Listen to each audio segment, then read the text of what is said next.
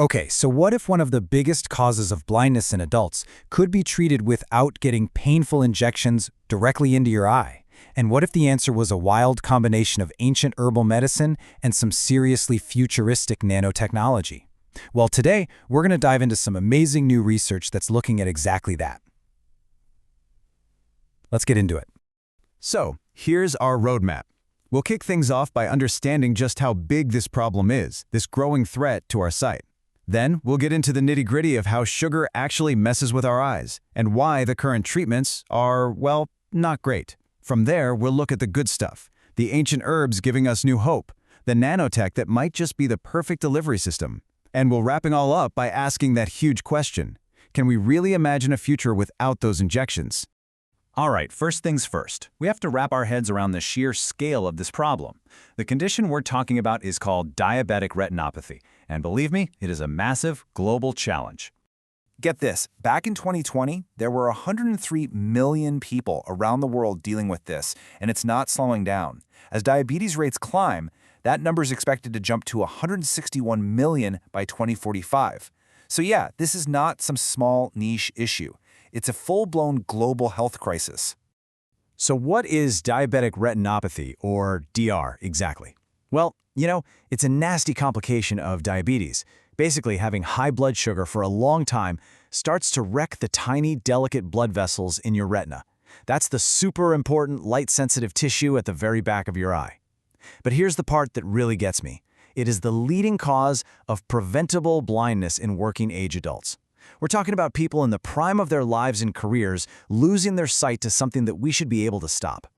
Okay, so how does this actually happen? How does a little too much sugar in your blood lead to such catastrophic damage inside the eye? Let's follow the clues and break down this destructive chain reaction. Whoa, okay, I know this diagram looks complicated, but don't worry. You don't need a PhD to get it. It really just tells one story: how high blood sugar kicks off a terrible domino effect inside the eye. We're just going to trace the main path of that damage to see what's really going on. When you boil it all down, this whole complicated process really starts with two main villains: oxidative stress and inflammation. Just think of it like a tiny chemical fire has started inside your retina. The high sugar environment creates chaos, pumping out all these damaging molecules and kicking your body's inflammation response into overdrive, and it just never turns off. And this chemical fire isn't just some abstract idea. It causes very real physical damage. The little capillaries in the retina start to lose their support cells. The cells that line the blood vessels themselves get damaged.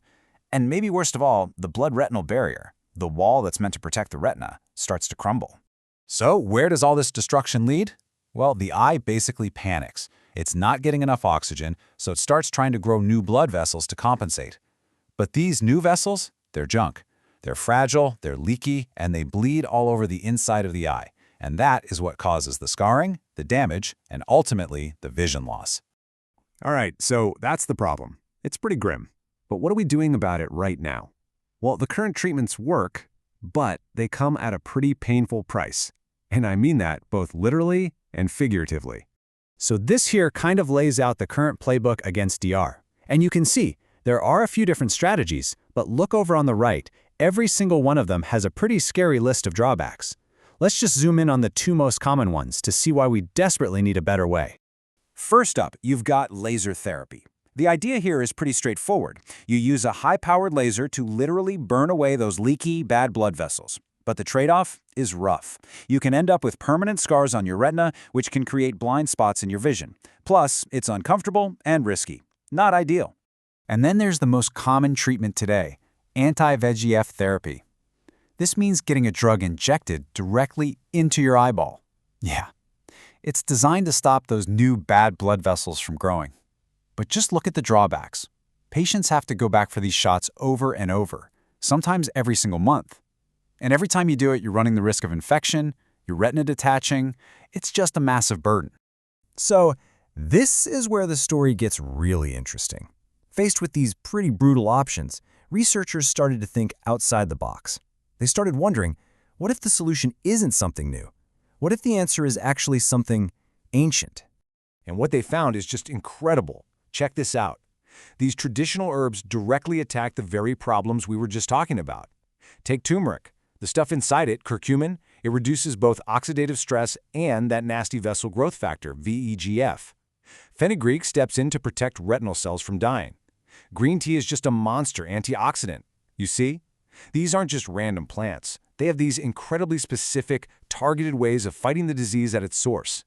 And it's the same story with traditional Chinese medicine. Lycium barbarum, you probably know it as goji berry, helps bring things back into balance inside the eye. And ginkgo biloba has this compound that shuts down one of the key molecules needed to build those leaky vessels. The potential here is just huge.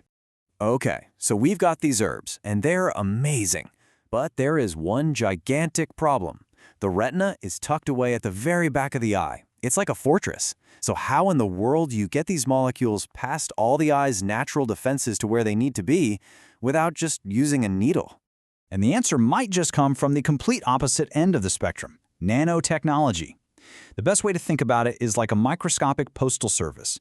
It's a system designed to deliver a precious package to the most difficult-to-reach address in the entire body, the retina. And it works in 3 really clever steps. First, you take those active herbal molecules and you package them up safely inside a tiny little nanoparticle. Step 2, because these particles are so incredibly small, we're talking less than 200 nanometers, they can actually slip right past the eye's defenses and make the journey all the way to the retina. And finally, step 3, they're designed to release their medicine in a slow, controlled way, right at the site of the damage. And the best part?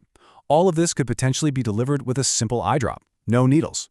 So what happens when you smash these 2 incredible ideas together? You take the ancient wisdom from these herbs and you combine it with this futuristic delivery system. Well, you might just get a complete revolution in how we treat this disease. Let's look at the proof. And this isn't just a cool idea on paper. The early research is showing this actually works. One study loaded up nanoparticles with a couple of these herbal compounds and found it did a great job controlling those bad VEGF levels. Another one packaged a powerful antioxidant from mangoes into a nanocarrier, which made it way more effective at reducing that dangerous oxidative stress. The concept is proven. It works. As the scientists who wrote the paper we're looking at put it themselves, the blending of nanotechnology with herbal constituents can be a new hope for treating DR. That's a pretty powerful statement, and it really sums up all the excitement around this idea. So we're left with this incredible, tantalizing question. Are we actually on the verge of a revolution here? Could a single, simple eye drop, one that perfectly blends the wisdom of the past with the technology of the future, actually one day make that dreaded needle a thing of the past? The research says that hope is very much in sight.